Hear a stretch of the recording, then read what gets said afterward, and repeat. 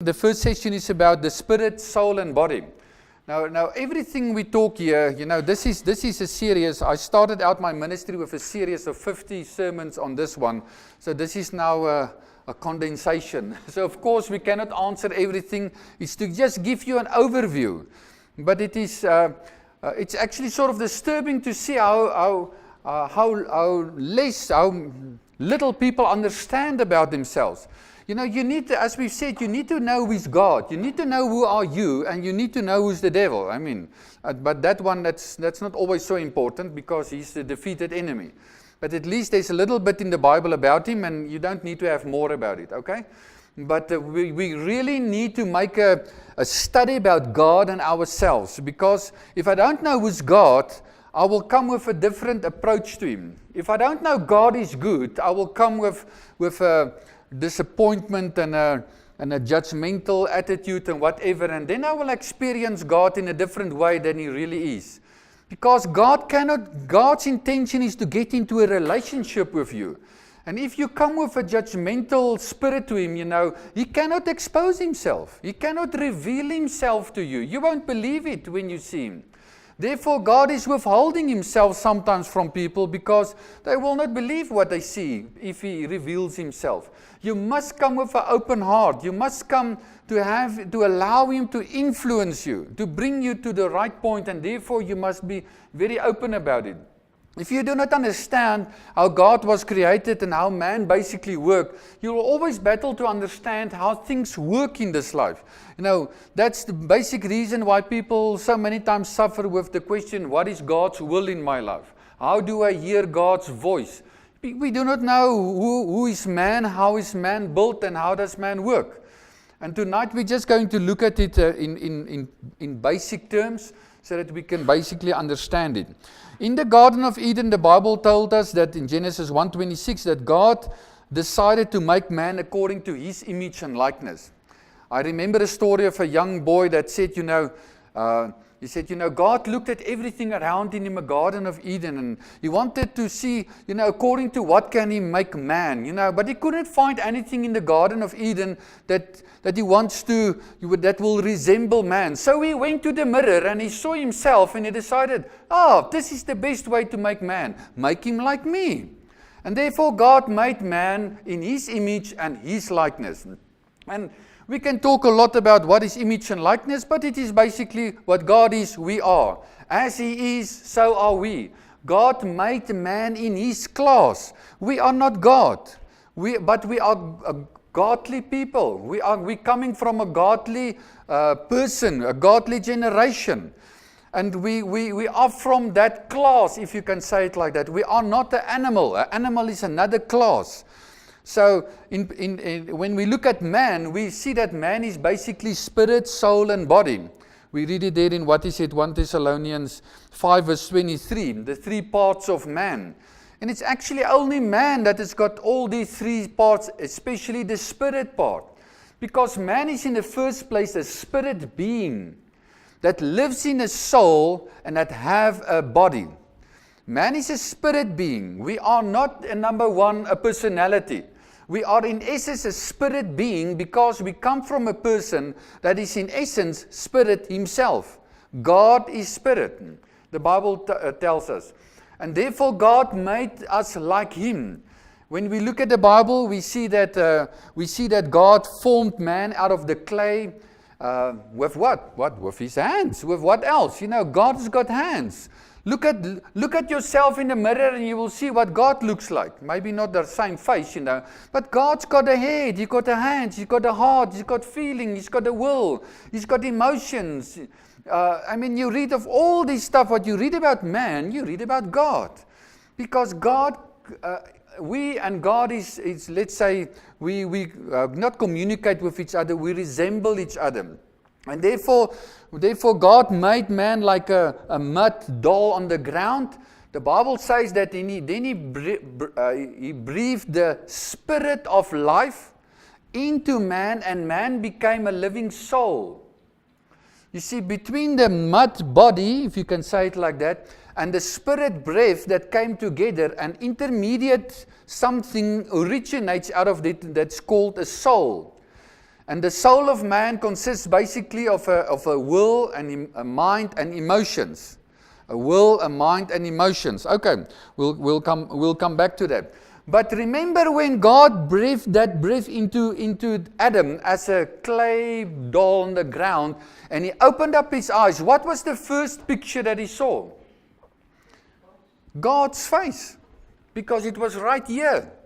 And that is maybe the most important thing that you need to remember, that we will come back to, because that's the key in the Bible. You will read there in Psalm 17 verse 15, it's saying to us that you will be satisfied when you awake in His likeness. You say, we tell people, go and keep your eyes looking away unto Christ. Okay, tell me, what do you see? Why is God telling us looking away unto Christ? Tell me, what do you see? People say, what do you see? I've never thought, what must I see? I must just keep my eyes upon Christ. But why must you keep your eyes upon Christ? What is God's intention? What does He want you to see? Because it's in the seeing that He wants you to see that the big revelation and the big breakthrough will come. What do you see? If you ask God, look at Rian, and we ask him, God, what do you see? What will He tell you? I see myself. Because He's my image and my likeness. He's not me. He's my image and likeness. I just see myself resembled in Him. What do you see? I see my image and how I am and what I am, I see in Him. But there's only one of God. There's only one of you. All of my genes are in every son and daughter of me. But no one of them are me. I'm the only one that's Arno. But yet everything of me is in them also. You see, and we need to understand that the qualities of righteousness and holiness and God's authority and God's whatever, everything is part of this whole thing. I'm God's image and likeness. And therefore He look at you and He say, listen, you are like me. You must live like me. You've got the ability to execute things like me. But you are not me. You are not Jesus. You are not God Himself. But whatever they can do, you can do. But you're not called to die for someone on the cross. That's true, because that was a specific calling of Jesus Christ. But we are called to something else, for other people, for whatever it may be. So remember what was the first picture. We'll come back to that, because that is a very important key in the Bible. What is the three parts of man? As we've said, it's the will, the mind, and the emotion. When we look at the body, man's body, the three parts is body, soul, and spirit.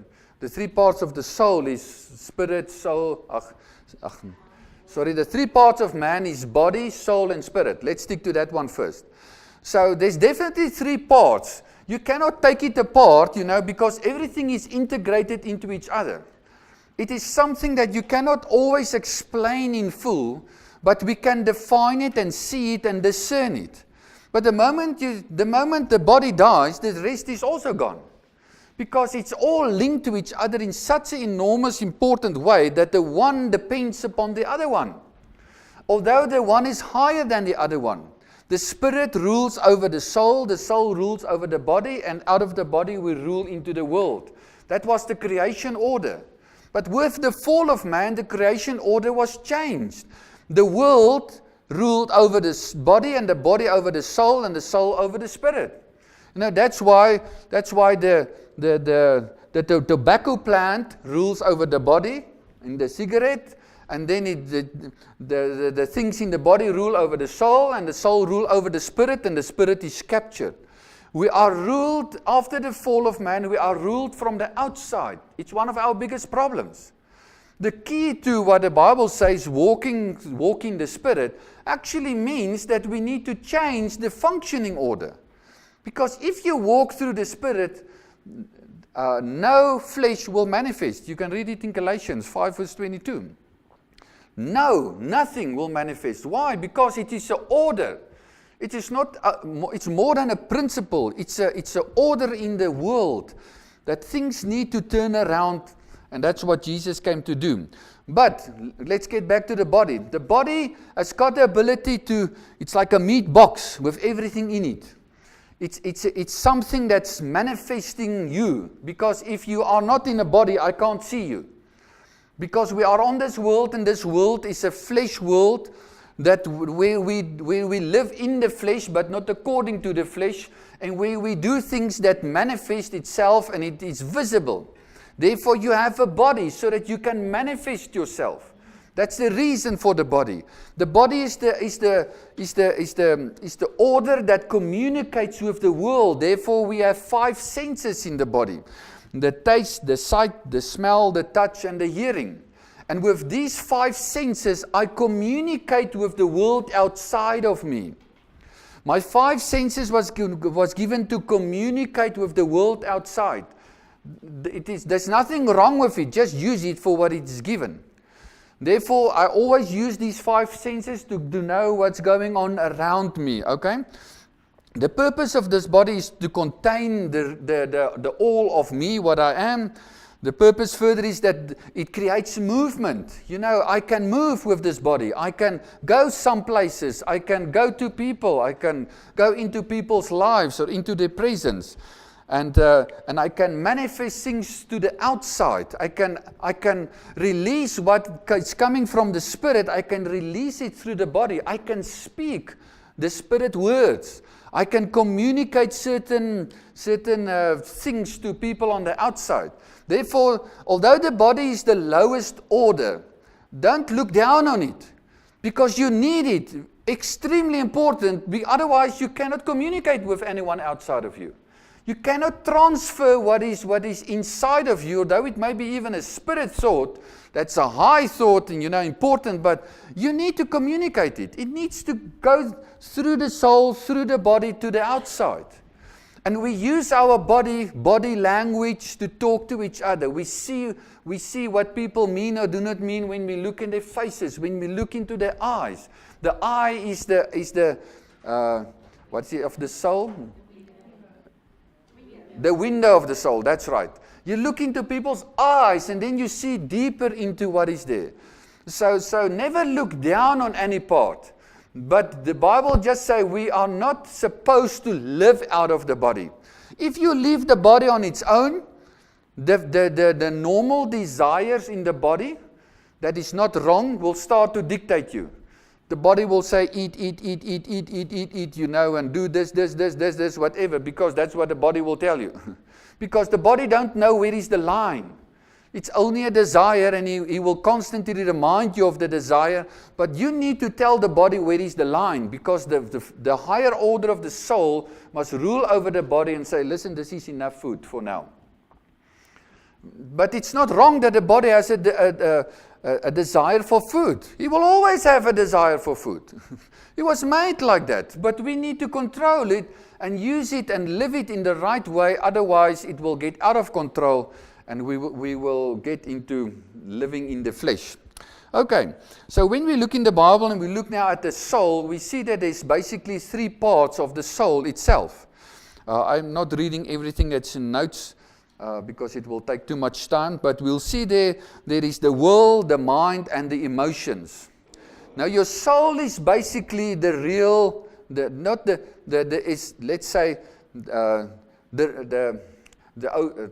real you in terms of personality. That is your personality.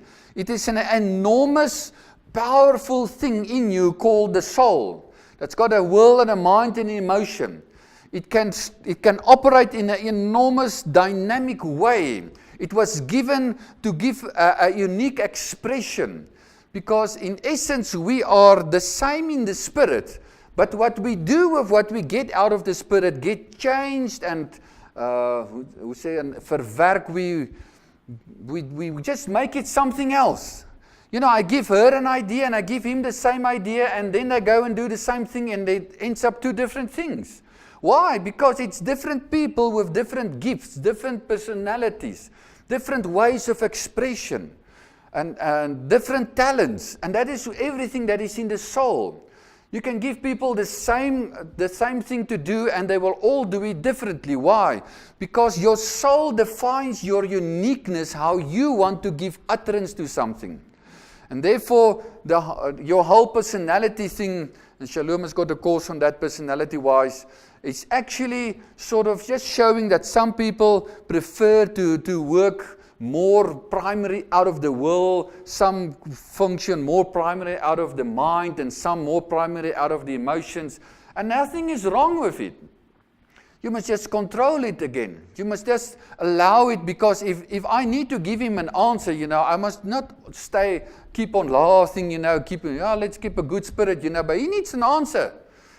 If the answer is the main thing now, we must get to the answer.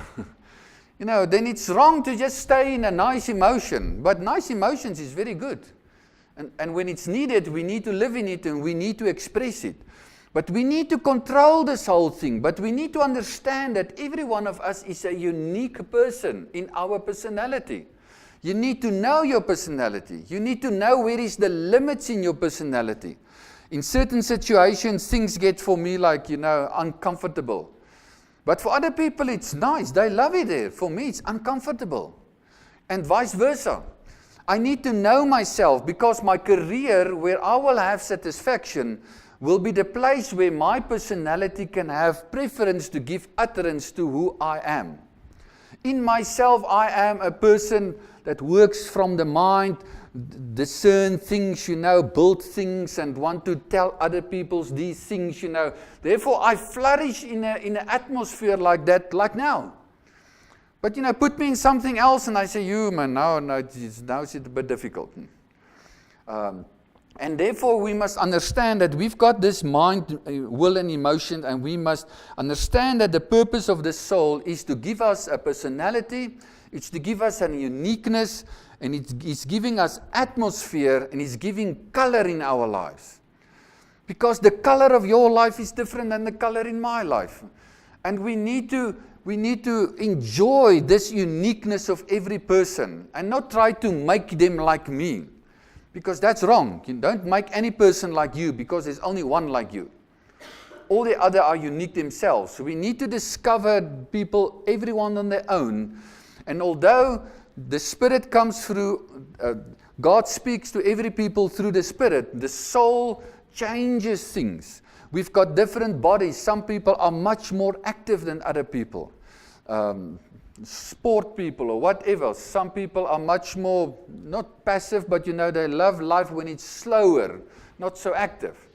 That's just one of those things. There's nothing wrong or right. We must stop looking at things as wrong and right and say, what is the unique thing for your life, how you was built yourself? We always joke in the house, Shalom like the slow pass more, I like the quick and the active. It's just like that. It's different people. It will never change. Don't ever change it. Because whatever is the purpose on your life is built into everything of your life. And don't feel guilty about anything. Yes, now there is lines in things. And there's a point where the active people must get slower, and where the slower people must sometimes get more active. That's true. But build your life as it is for you, the best way how you love to live life. Because that line is in you. Everyone has got his line that is in him. Let's just quickly look at these three, the will, the mind, and the emotions, and what is the unique features of them. Because this is very important to understand that, number one, the will is the place of strength. The will is the one that's got the final authority and the last say in everything. And the biggest theological books and the biggest theological question that was ever on the market was the question, what is the relationship between God's will and man's will? It is really one of the most important questions. You will find books this thick, really, about this. I've seen them in libraries, doctoral thesis and whatever. But this thing is, it's got a, what is it? It's fine to say, that Johannes got the final say about, what car he thinks is the best car on the market. And his will make the final decision. But the problem is that his will cannot make a decision about something that he doesn't know exists. If he only knows about Toyota and maybe Hyundai, And he doesn't know there is an Aston Martin, you know. He will only make a decision finally between Toyota and Hyundai. Because he doesn't know there's an Aston Martin also in the market. So it's nice to say the will has got a final say. But the will has only got to say about what is knowable. And if you don't know what is on the table, you can make your final decision, but it will still not be the best decision. Therefore, the mind has got an enormous important role. The mind must inform the will what is the options that's on the table. And maybe not all people love the mind and to work with the mind, but listen people, that's where everything starts. You need to have the knowledge of what is available. And one of our biggest problems in our lives is that we do not know what we do not know. Therefore, you need to find people to tell you what you do not know. But when people tell you what you do not know, you sometimes get scary because you hear things that you know that is ridiculous, you think is ridiculous. But you need to get your mind in order because your mind is the place where you gather all the information and possibilities and options and whatever is available, because if you don't do that, you cannot make the best decision. Now, you cannot always make the final decision in the sense that it is always the best, because you maybe have you maybe must today make the decision about this car, but in 2 years' time you hear about the Aston Martin, then you can make a better decision. But for the previous 2 years, that was the best, because you didn't know about the rest. But the moment you know about it, this is no longer the best. Now you can make another decision, you can change your decisions, you can change your opinion. You can go to another opinion. Therefore, it is important that we always feed our mind with whatever is available. You know, when I hear people and I say something, you know, even like identity, you know, tell me why you're not attending the course. You know, I know my identity. Okay, what's your identity? I can't tell you one sentence. I said, but I don't understand, you know. It's fine for you not to come. But you tell me you know it, but you can't tell me in one sentence, you know, what is your identity? So you are in a situation where you know something about it, but it is not sorted out. Your mind cannot put it in line for you. You cannot put your hand on it. Therefore, you can't use it. You just got a feeling about it. But maybe your feeling is not correct, because your mind is not totally educated about the subject, whatever the subject may be. So the mind is the place where you get the knowledge and where you bring everything together so that the will can make the final decision. Then we've got the emotion. The emotion is a very, very interesting one, because the emotions of all of them is the most influential one. It's not making the final decision, but it is determining what is most probably what is the final decision. You know, when you talk with people, or you attend seminars about marketing, they talk about one thing. How do I stir this person's emotion that he becomes that he feels he needs this product of mine, he gets a craving for this product of mine, and he will get to a point where his own emotion will disturb him till he buys my product. Because marketing is all about not the product, it's all about your emotion. And I need to stir up your emotion till you feel and need and you know, you get something when you look at that Kirby, you get to a place where you feel you're going to die when you don't buy this thing, you know. You're going to miss out on life. You know, your house will be full of bugs, man. There's only one way out of it, and that's a Kirby. And tonight you sleep in the bed and you just see all these things crawling over you because you can't afford the Kirby. And they've shown you. Why? What is that? Maybe it's facts, but you know, we came long years without it, and we haven't really just died, but some of it is true, but lots of it is emotion. Right or wrong, that's how this world is made. Because why do people look at all these CPs? They feel there's other people like me. They understand people like me. They understand. I feel comforted and I feel emotionally connected when I'm on Facebook and whatever, you know. I feel. And let me tell you, your emotions will most probably determine what you will buy, how you will live, because how do I feel is very important for yourself. But that's not maybe the truth. Because most people feel they are nothing. Most people feel they are failures. Most people feel they have never achieved anything in life. Most people feel. Most people feel that they are very poor, and it's all lies. Because their minds has never been fed with the truth that could reveal them the truth so that they get hold of it and make decisions upon the truth so that the feeling can change. And your feeling will never change when you start with your feeling. But your feelings will most probably determine the most of your life. And therefore, you must be very cautious for your feelings. Not that it is wrong. Why is the feeling so important? The feelings is so important, people, because all of your relationships are lived in your feelings. You don't live a relationship in your will and your mind.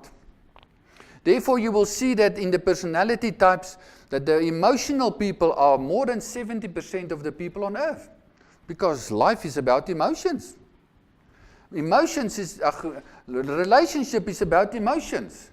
You know, what relationship do we have when we only talk about Aston Martins, 32, 320 horsepower, what, what type of relationship is that, I mean, she's already looking at me like, talk with me, stuff like that, I will just ask you to leave, man. We've got a big relationship. She said, what? You call that a relationship?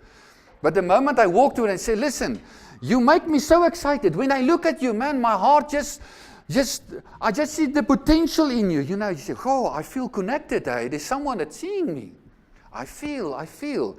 Because when you start to speak emotionally, you start to speak to people's hearts. And it's not wrong. When the Bible says you need to sort out your relationships in Galatians 6, it's saying, get rid of jealousy, anger, comparison, and all this, what is this stuff? And it's all emotions. Because wrong relationships is wrong emotions. Good relationships is where there's a feeling of trust, there's a feeling of appreciation, there's a feeling of, we encourage each other. I feel that he speaks into my heart. We speak things that's personal. It's not Aston Martin, it's personal. It's about you, your life, your family, your whatever. The moment we speak about things personally, there's emotion to it. And we can say something, yes, Johan, ek dink jy het 'n toekoms. Or you can say, Johan, let me tell you one thing tonight. If there's one thing I'm persuaded of, you've got the future, my brother. Huh? Which one is the best? The second one. Because you've got, you've got some emotions to color it with. And we owe other people emotion. You don't feel like it always, but you owe it to people. Because God has given you emotion so that you can color other people's lives for them. Because they are down and you need to color them and help them. And yes, we cannot live out of emotions for the rest of our lives, but let me tell you, relationships consist of emotions. It's true. It's very real.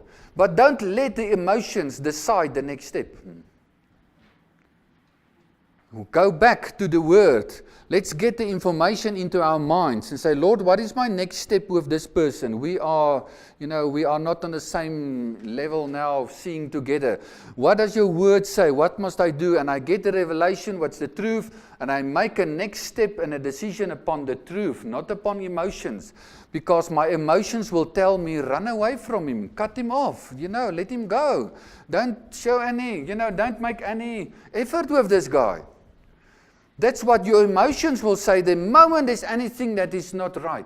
But therefore, don't run away. That's why, what is it, Proverbs 28 verse 1 say that, he that runs away, or hy wat homself verwyder en onttrek, he that takes himself out of relationship will kill everything that's possibly potential beautiful. You just don't run away out of the thing. You need to close relationships. You need to draw some lines, not according to emotion, because emotion will say, don't forgive him. God says, forgive him. God says, that emotion of anger is not the right emotion. Throw it out. Because you've done wrong, you don't have the right to be angry with him. You must forgive him. Therefore, I forgive him till there is peace in my heart.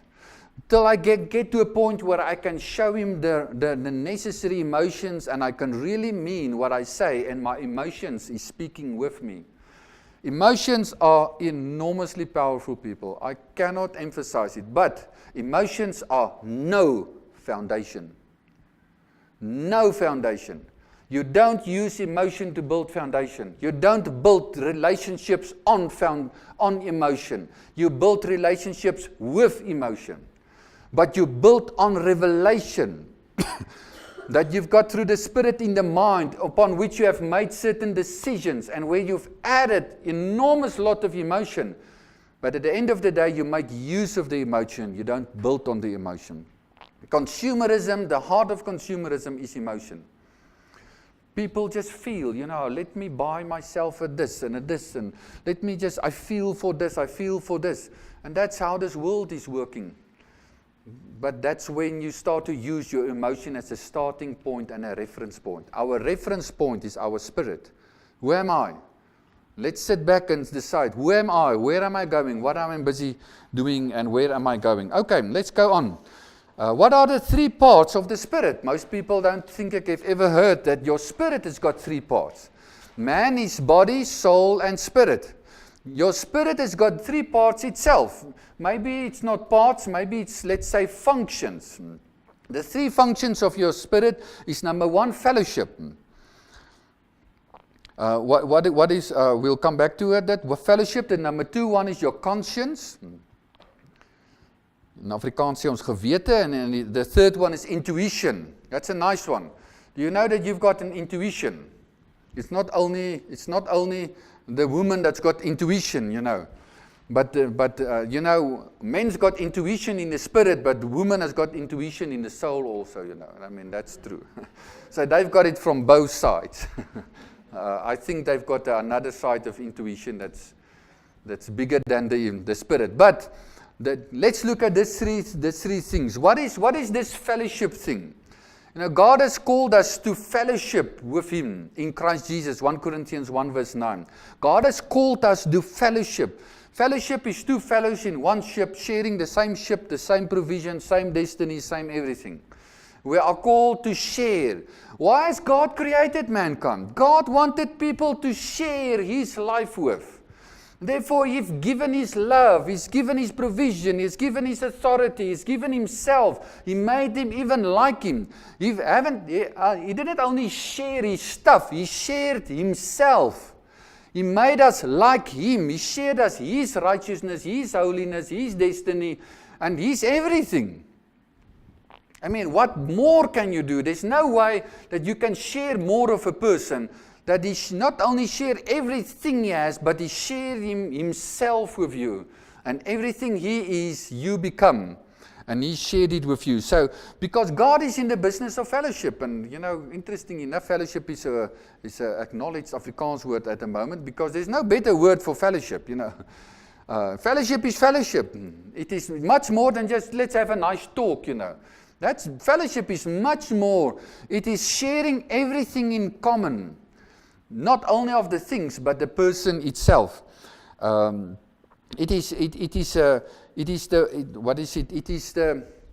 the ability to enter into a relationship where we can communicate from heart to heart. When the Bible says, "My son, give me your heart," and it says that Proverbs 4 verse 23, that guard your heart, from out of the heart is the offspring of everything in life. It means your spirit. That's your spirit. Out of your spirit is the offspring of everything in life. Everything is deposited in the spirit.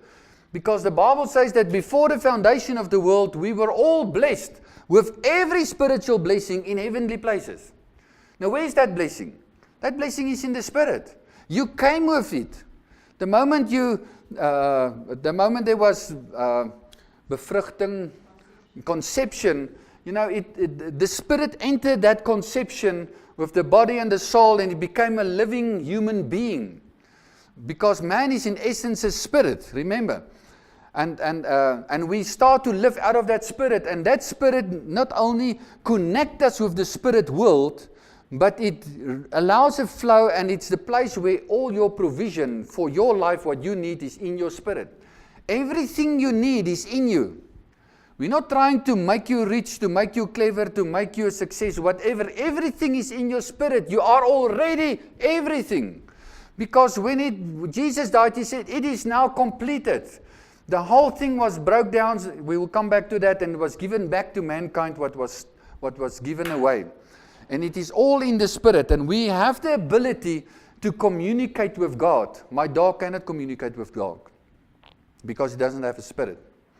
You need to have a spirit, but this is not like spirits, it's a spirit that can communicate. You can hear God. You can experience God. Revelation comes through the spirit.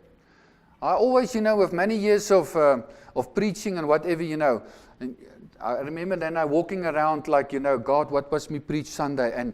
And just suddenly I can feel when I receive a revelation. Really. It's like you feel your spirit gets enlightened. But guess what? You know nothing yet. And then I run to my desk, and I just sit and you wait for the revelation to come down into your mind. Because if it's not in your mind, you know nothing. It's like it's there. God is speaking. And then you wait, and God starts to speak to you. And I tell you, within 5 to maximum 10 minutes, you write down everything. Because it's a revelation. A revelation is like a lightning. It's in a moment. And if your mind is not geared to captivate the fullness of it, it will get lost. That's why all change will start in the mind. Because God is speaking constantly, and there's revelation constantly, but we do not disciple our minds to focus upon the Spirit to receive. The world doesn't receive first, the mind receives first. The will is the highest order of the soul, but not the final order. The will is the final order, but the mind receives everything first. And you must get changed by the renewing of your mind. You must get to a place where your mind starts to receive what is in the spirit world. Because there's lots in the spirit world. The problem is we don't receive. I mean, there's around about maybe at least 30 radio stations running through at this place at the moment. The only problem is we don't hear any one of them because we don't have a receiver, a radio, to earth it, if you can say it like that. Your mind is there to earth the spiritual stuff. The moment it's in your mind, you can comprehend it. You can start using it. You can make decisions upon it. Your emotions come in place and you feel something about it. You can do something about it. You can go out and give that same emotion to someone else because it's in you at that moment. So the fellowship is that what is it? That's that ability to have a relationship with God. This revelation thing is actually the intuition one. We have the ability not only to communicate with God, but to receive new things from the spirit world. And we can now argue a lot of things, How do maybe we'll get that? How do maybe unsaved people, not unsaved, but unbelievers, why do they get also, beautiful thoughts or beautiful ideas? We'll get to that. But people can receive from the spirit world. Because God is willing to give. But he that listens gets. But he that doesn't listen and wait upon him and said, Lord, talk to me about what do you say? What do you say about this and that and whatever? Intuition itself is the ability to receive revelation. It's the ability to manifest in gifts of the Spirit, that I can have a prophetic word of knowledge or whatever. It comes through the Spirit. It's through your intuition. It is the ability to receive direction from the Lord. It is through the intuition. Direction is very important. And then there's the other one that we haven't mentioned yet, and that's the consciousness. Now, consciousness, the moment I talk about, tell me about your conscience, most people will tell you, okay, the conscience is the place where, when something is wrong, I will know it's wrong, and the red light will go on. And all of my years, I've been thought that is conscience. The person that wrote the most extensive on this stuff was Watchman Nee. He wrote a book called Spiritual Man. It's a thick book like this. If you can get it, get it. It's a very thick book, but you will read 3 years on it. Because it's very intensive. It's only about spirit, soul, and body. And he's got an excellent thing about the conscience of man. The conscience of man is actually like a robot. It's got a red side, a yellow side, and a green side. The red side is this thing where I just know this is wrong. Sometimes you don't even know why it's wrong. You just know it's wrong because your spirit tells you it's wrong. Many people sit in a sermon and they hear something and they say it's wrong. Sometimes you hear something, it's new, but you don't know it's wrong. But you need to go back to the Word. But sometimes you just know. The way something is operating here is wrong. Although you don't know why, but find out why. Then there is the yellow part. The yellow part is that verses of Scripture, when meat makes your brother fall, don't eat meat. When he's there. You can eat meat, but when you invite him for dinner or whatever, don't give him meat and don't you eat meat, because there's a yellow side, where some people believe some stuff is wrong. And when they believe it, it's wrong for them. And if you believe it's not wrong, don't get confrontational, If you believe it's not wrong, you can make the sacrifice and say, listen, while you're here, I will not eat meat. It's fine with me. I will not die. I will accommodate you. The Bible really says that some people have a weak conscience. Some people have a strong conscience. Your conscience becomes weak or strong according to the feeding of the Word in your spirit. Through your spirit into your mind. Because the moment you know God, man, okay, man didn't start out eating meat. It was true, Later on God said it is fine, It's not always the right thing and whatever, There's lots of things. But you can start to discern the stuff. And the moment you discern it, your conscience becomes strong. Because there's not always a right and a wrong that's a fixed right and a wrong in a situation. Because if it's wrong for him, and I just eat and say, man, you can say whatever you want. I'll eat my meat. You can whatever. God says that's wrong for you. Because you that believes you've got a stronger conscience must make the sacrifice to accommodate him. Because you believe you've got the stronger conscience. Because his conscience says it's out. Then it's out. Then that's what it's all about. Okay, that is, and then there is the green part of the conscience. The green part is the foundational part. There's a consciousness. When people constantly read about the devil and the things of the devil, and they just read books about the manifestations of the devil, they get what we call a devil consciousness. You start talk to them about, what is it? This power that goes off, load shedding. They say, oh, no, it's a devil there, man. It brings darkness to our country, Because everything you talk about, they come out of their conscience. You get people that constantly, they're in a certain subject. They get a certain consciousness. Maybe they study the sin thing, They just study sin. Not everything they're studying is wrong, But when you talk to them, they just, oh, it's wrong, right, wrong. They can't talk about anything else because their whole world is being set in a consciousness of sin. But we must have a consciousness of Christ. Because that's the only conscience that will make you free. And the biggest problem of a conscience is that I can't pray for it and it goes away. It comes through years of focus and it goes and it gets fixed by years of right focus. You can't pray for it. Listen, if you want a Jesus function, you need to read the Bible with the perspective of Jesus to get the Jesus consciousness. And you sit in groups, and you start to talk about things, and then you see how people manifest according to their conscience. And you can argue with them and you can whatever with them. They can't move outside their conscience because it's like a foundation in their life. It's built into their life. I've been preaching sin for the first 5 years of my ministry. It was the only subject, man. Dying to self and sin and whatever. When people saw me, it was this thing, you couldn't believe it. It's true. You can talk and start wherever. We'll end up with sin. Why? Because it's the only thing I know about. And I can't see outside of it because it's my spectacle that I'm being put on my eyes. But it's not a Jesus consciousness. Okay, let's close down. I'm going to quickly over. Therefore, there's a difference between understanding and knowing. You know with your spirit, you understand with your mind. It's very important in page 21. Therefore, the Bible says, therefore know that the old man has died. Therefore, we know that we are saved. Not knowing is something in the spirit. You can argue with me, man, I know that I know that I know I'm going to heaven. You cannot argue me into not knowing any longer, because when you know, you know. But understanding it is something different. Not all people understand why they're going to heaven, but they know they're going to heaven. And we must live on the level of knowing and add to it understanding. Not start with understanding, because you can only understand when you know. Then you can go to understanding.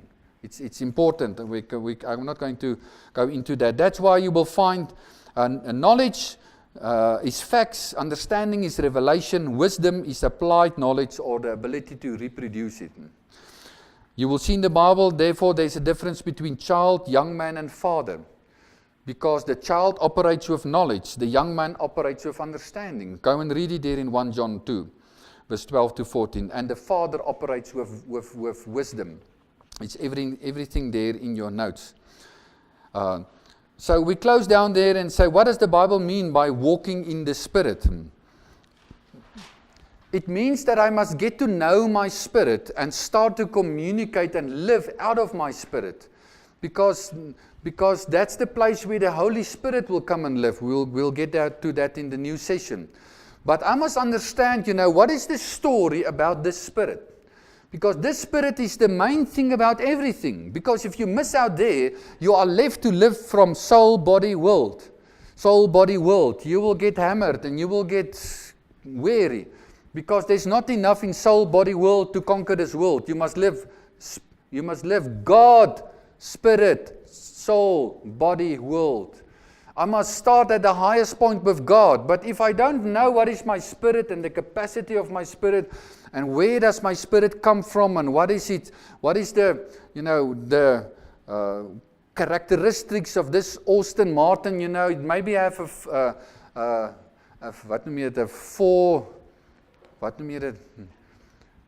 4x4 something, but if you don't know it, you will never use it, and you will get stuck in the mud, but you sit with the best thing that can get you anywhere in life. And when I look sometimes, at Christians, you see, this is the best product that the market has ever seen, but you experience yourself as constantly stuck into the world and constantly stuck in the market, and I can't make progress and I can't go forward because you don't know who you are. You don't know where are all the levers and how these things works together, so that I can get it work together so that we can get out of this mess and make some progress. Okay, so the next session we will actually look at the story of the Spirit, where it originates and what it really is.